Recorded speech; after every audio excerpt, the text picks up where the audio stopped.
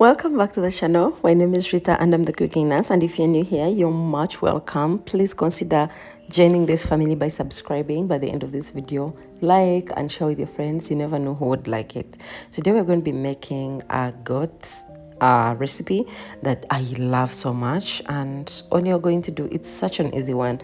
All you're going to do is wash your meat. I got mine from the butcher, so I had to wash it, and then I'm going to put it in my boiling pan, add in water enough to cover it, and then going ahead to season the water and add in my spices. I'm using whole spices, cumin seeds and black peppercorns, and the reason I'm using whole ones is so they can release slowly and not have much an impact on my meat. And then I'm going to be adding in some cardamom pods, and then I'll add in some cilantro stalks. If you have cilantro stalks, better. I'll go in with chopped onions, crushed garlic and chopped ginger, and then I'll mix everything together and let it boil on low heat. Once it boils, I'll let it simmer on low heat and go on about my business.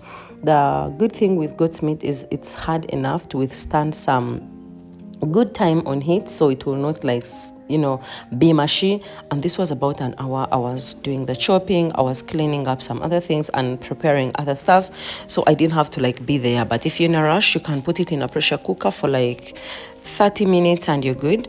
And then we're going to strain this, use a colander and remove the stalk, separate it, and then the meat and the spices and the herbs, they stay up. All you're going to do now after this is hand pick the meats, because you do not want the peppercorns in your final product. All you needed was the flavor and you got that.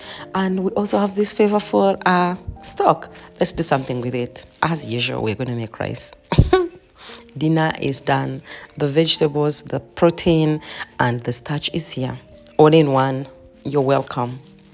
So we're going to add in our rice, 1 cup, and then go in ahead with our stock, 2 cups, as usual, the standard. And we will boil this on a side. Remember, this is already seasoned, so I couldn't keep it to use it in other dishes, so this was perfect.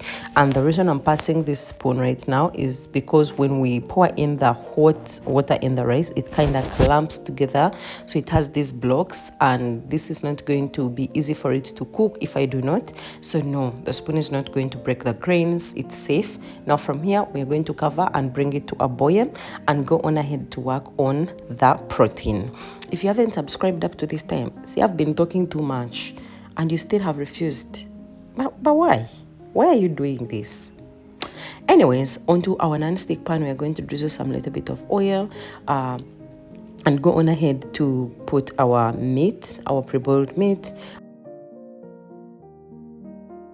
We will fry it on all sides until it's brown.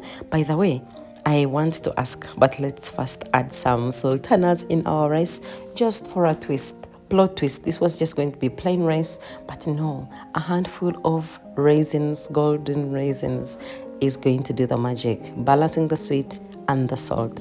And we are back to the goat. I want to ask, what is goat's meat in English? Its actual name. You know how we have beef, we have pork. What is goat's meat? Tell me in the comment section. I want to see who the sharp ones are. And yeah, the meat is ready. What I was doing there shaking was spoiling my pan. Don't do it.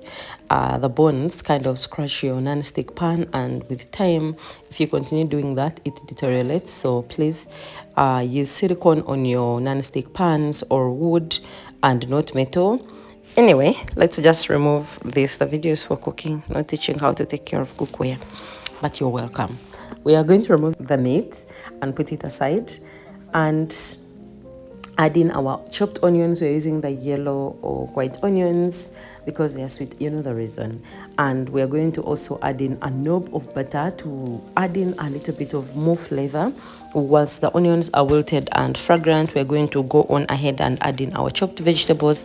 I'm using carrots and yellow, red and green capsicums, and you can add in other vegetables of choice. It can be broccoli, can be anything that you have in the pantry or your fridge. and you're going to go on ahead and make a sauce. I mixed some stock with Breako, Muchuzi mix, the one with curry, and then I'm also going to add a little bit of soy sauce. I'm using the dark soy sauce. You can use oyster sauce, you can use any sauce of choice. I used this because I needed some little bit of a darker or deeper color. And remember, this sauce is seasoned, so you want to go slow on it, otherwise it's going to alter the taste of everything. Yeah, when you're starting to cook, always have it in mind that if you season at the beginning, you need to go slow until the end, and then you can correct and serve.